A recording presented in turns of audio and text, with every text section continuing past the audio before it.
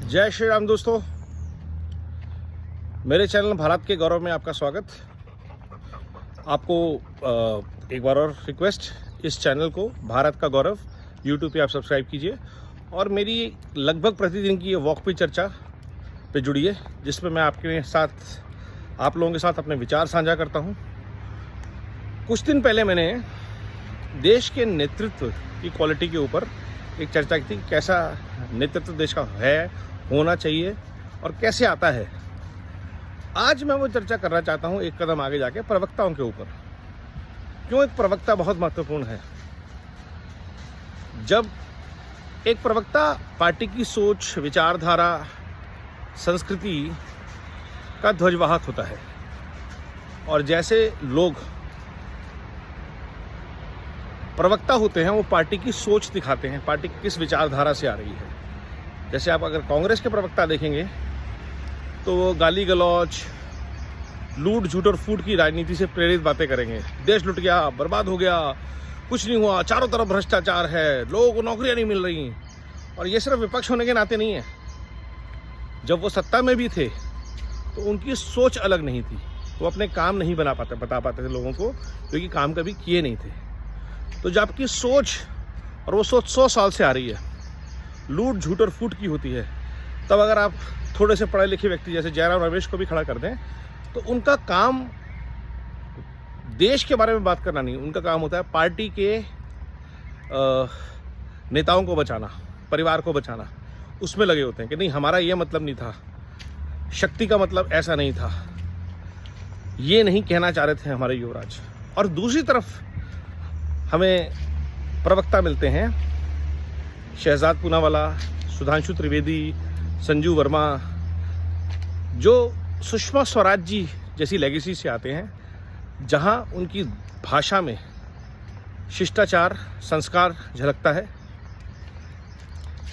देश प्रेम झलकता है, राष्ट्र निर्माण की भावना झलकती है, सकारात्मक सोच झलकती है। और आप सुनते हैं उन्हें तो आपको लगता है कि ये किसी सब्सटेंस की बात कर रहे हैं। उस सोच का नतीजा ये है कि बहुत सारे सो कॉल्ड इंटेलेक्चुअल्स, कल एक ट्वीट हुई थी कंगना रनौत के ऊपर, पूरा इकोसिस्टम लग गया, क्योंकि कंगना रनौत को मंडी से टिकट दिया गया भाजपा द्वारा।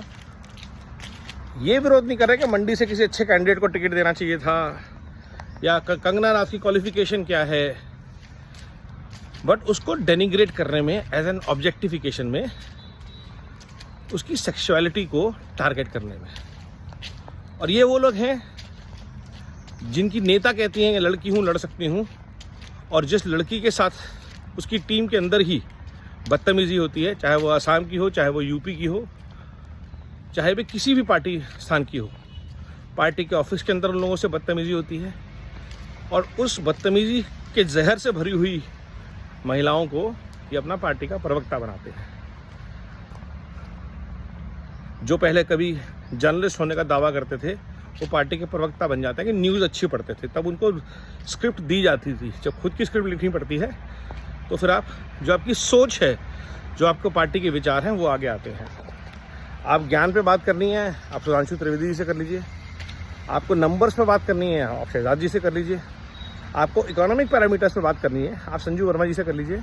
और ऐसे ज्ञानी, अच्छी भाषा के धनी लोग आपको भाजपा में मिलेंगे, क्योंकि भाजपा एक पार्टी है जो संस्कृति, संस्कार, ज्ञान, सनातन से जुड़ी हुई है। एक पैरामीटर है स्पोक्स पर्सन को क्वालिफाई करने का। गोपाल कृष्ण अग्रवाल जी देख लीजिए, भाजपा के महासचिव हैं और इकोनॉमिक्स अफेयर्स में उनके इनपुट्स आते हैं। तो जिस माइंडसेट के लोग होते हैं पार्टी के, वो पार्टी का माइंडसेट दिखाते हैं।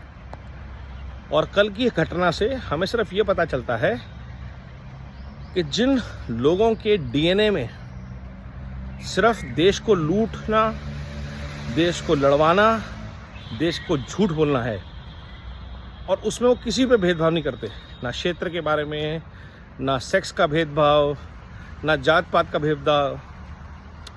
जातिगत जनगणना कराएंगे, जातियों में बांटेंगे, स्टेट अलग कर दो, स्टेट में बांटेंगे, मैं लड़की हूँ, लड़ सकती हूँ कि कैंपेन करके पिंक टी शर्टें बांटेंगे, उसके बाद उन लड़कियों का रेप करेंगे, उन्हीं लड़कियों को गालियाँ देंगे और उन महिलाओं को, नेताओं को ज़रूर गाली देंगे जो ज़मीन से जुड़ी हुई हैं, अपने आत्मबल से ऊपर आई हैं, अपनी मेहनत से आई हैं।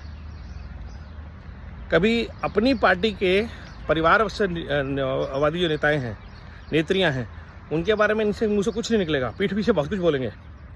प्रियंका गांधी सबको क्यों अच्छी लगती है, सबको पता है। तो वो जो भद्दी सोच है कि अपने ही नेताओं के बारे में, क्योंकि कोई मेरिट नहीं है, ऐसा नहीं है कि उन्होंने कभी इलेक्शन लड़ा हो, कभी किसी कॉन्स्टिट्यूंसी में कोई सेवा की हो अपनी माँ के अलावा, या पार्टी के लिए कुछ किया हो, तो क्या रीज़न है? नानी ऐसी नाक, बस। ये चीज़ों से हमें ऊपर उठना पड़ेगा और ये कांग्रेस पार्टी तो कर नहीं सकती।